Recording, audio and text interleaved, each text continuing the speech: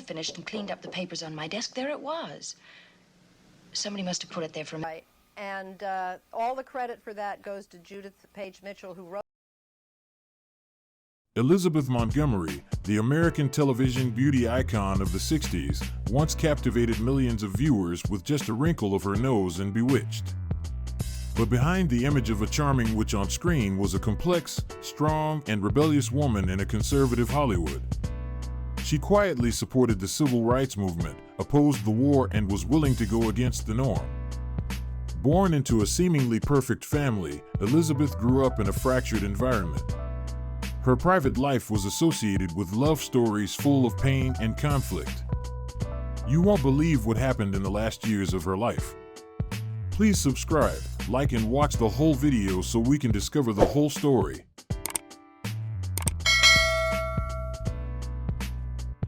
Her private life, however, was far from the ideal family she often portrayed.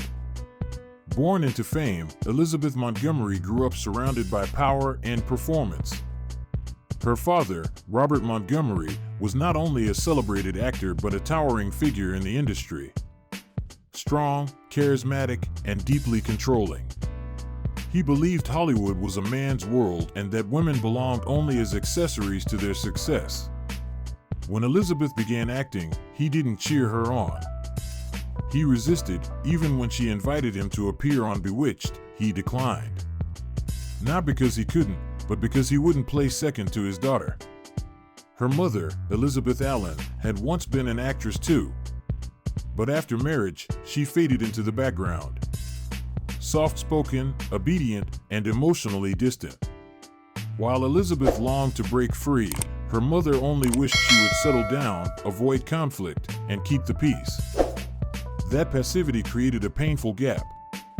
In her most vulnerable moments, Elizabeth often felt alone.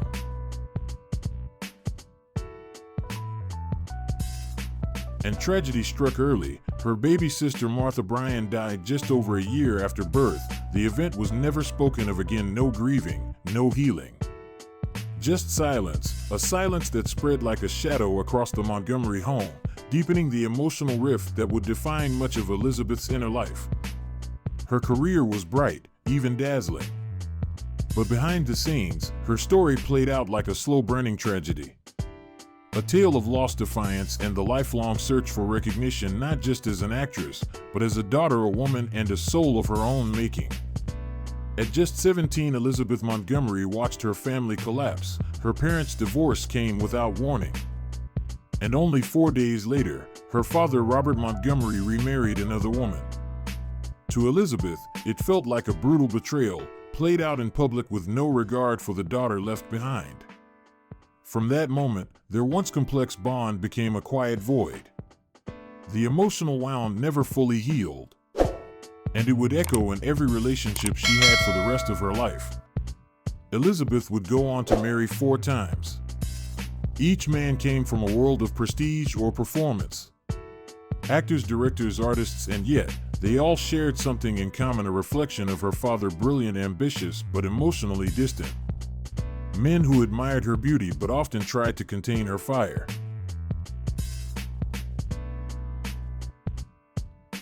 She gave everything in love, but underneath that devotion was fear. Fear of being controlled, fear of being abandoned, fear of slowly becoming the submissive figure her mother once was. Even in the final chapter of her life, after raising 3 children and living with a long-term partner, Elizabeth carried an ache that never left.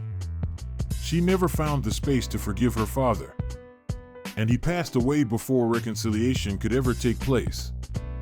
That silence between them became permanent. Her journey of independence began the day she left her family home in Paterson, New York. She was determined to carve out a life of her own, no matter how hard the path. In 1954, at the age of 21, she married Frederick Gallatin Cameron, a man born into New York high society. On paper, it looked like a perfect match, beauty and class, talent and tradition. But behind closed doors, the relationship suffocated her.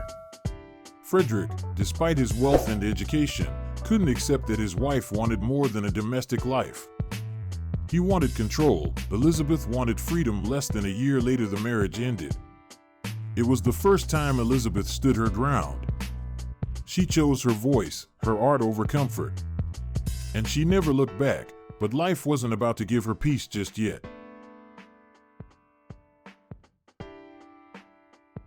In 1956, she married again, this time to Gig Young, a seasoned Hollywood actor with a glowing career and an Oscar to his name. On the surface, they were a golden couple. But beneath the spotlight, Gig carried a storm. Years of alcohol abuse followed him from film set to home. He was charming in public but unpredictable in private. And once again, Elizabeth found herself navigating love while protecting her own spirit from collapse. Each relationship taught her something new about who she was and what she would no longer accept. She wasn't just chasing affection. She was chasing a freedom she had been denied since childhood, a space where she could be seen, not shaped. Heard, not handled. And that search through pain, rebellion, and resilience would come to define the woman behind the witch. There was something magnetic about Gig Young. His untamed charm, his masculine energy, his unpredictable spirit. Elizabeth Montgomery was drawn to it all. But the very qualities that captivated her soon became the source of endless conflict. Life with Gig wasn't quiet. It was a whirlwind of Hollywood parties, late nights, and social chaos that slowly chipped away at their bond. As Elizabeth's television career began to rise, especially with the early whispers of a show that would become Bewitched, a silent tension took root between them. Gig, once a celebrated name in film, began to feel overshadowed. He blamed her for his slipping fame, suggesting her success left him lost in the background. In his words, he felt drowned. And Elizabeth? She refused to dim her light just to suit someone else's insecurity.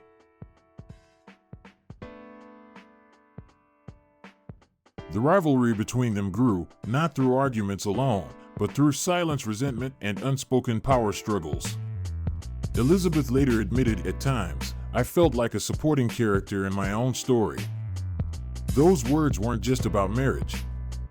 They were about a lifetime of stepping around men who demanded center stage.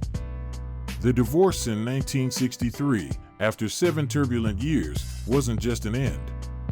It was a breaking point. One that revealed just how much Elizabeth had carried: pain from childhood, gender expectations, the emotional weight of always having to be the steady one in unstable relationships. But even as she broke away from Gig Young, she didn't fall apart. That love, as damaging as it had become, had helped shape the strength she would soon need. Beneath her calm presence, Elizabeth held back waves of emotion. She believed that silence was strength, that if she kept moving forward, kept working, the pain wouldn't catch up. But with every role she played, with every marriage she endured, another piece of her quietly fractured. During this time, a little-known incident hinted at just how deep the tension had gone. Gig Young reportedly filed a grievance over a Broadway opportunity Elizabeth was being considered for, insisting the role should have gone to someone else or, at the very least, should have elevated them both together. The act stung. It wasn't just professional jealousy. It felt like confirmation that, in love, her dreams would always come second.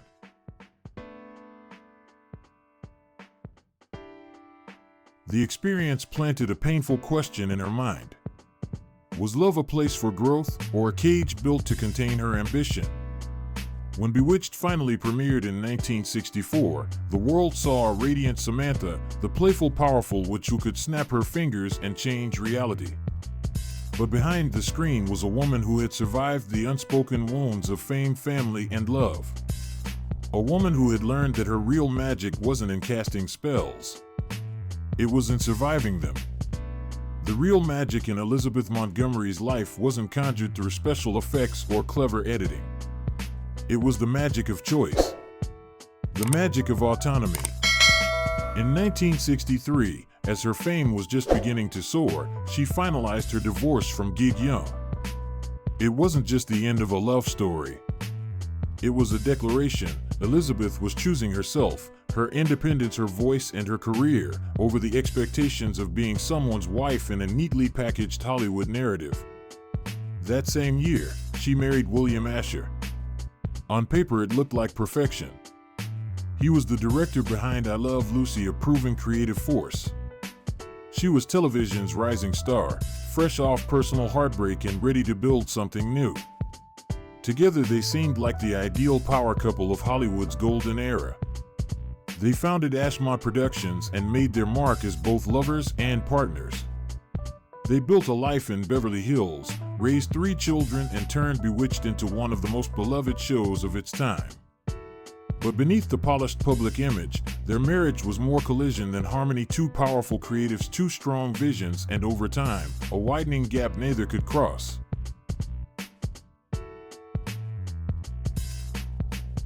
Behind the scenes, Elizabeth was no longer the actress content with reading lines. She wanted depth.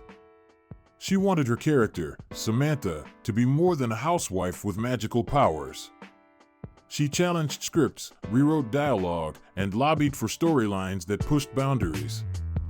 William, a perfectionist by nature and a traditionalist by instinct, struggled with her growing insistence on creative input. The pressure escalated when Elizabeth began advocating for episodes that addressed real social issues. Women's rights, racism, themes that had no place in the polished family image ABC wanted. William resisted. He feared backlash, but Elizabeth pressed forward, using her influence to produce Sisters at Heart, a bold episode co-written by Black students that tackled racism directly. It won an Emmy. But it also widened the crack between husband and wife. Their creative conflicts soon spilled into their private life.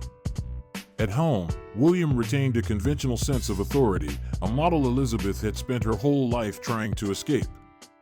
After 2 failed marriages, her sensitivity to control had sharpened.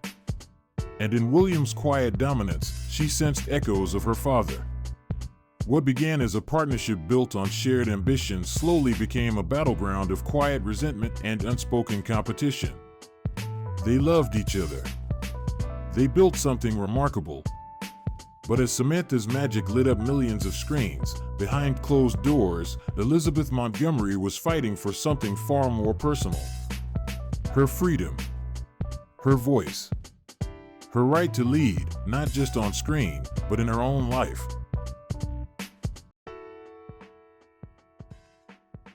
Her final choice to walk away from a life that no longer reflected her inner world wasn't a scandal. It was a quiet act of courage. The kind of decision only someone who has lived through control, betrayal, and the slow erosion of self can truly understand. In the end, Elizabeth didn't just play strong women. She became one. And that may be the most powerful spell she ever cast. If this story moved you, don't forget to like the video, subscribe to the channel, and leave a comment below. Because the real lives behind the camera are often more unforgettable than the roles they played.